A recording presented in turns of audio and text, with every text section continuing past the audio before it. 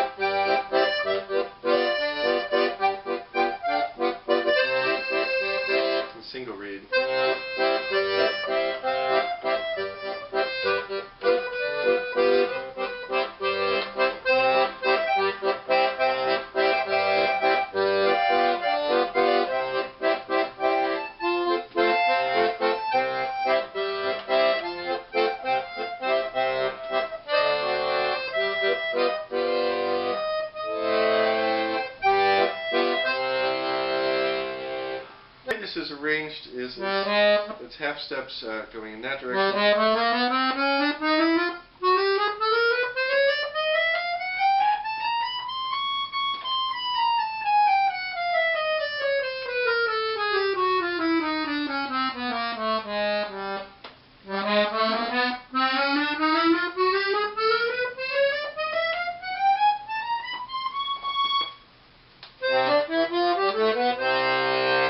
Overall, a small but very, very powerful design, because everything is close together and get a lot of options. 2 sets of reeds with a switch and an 8x6 base.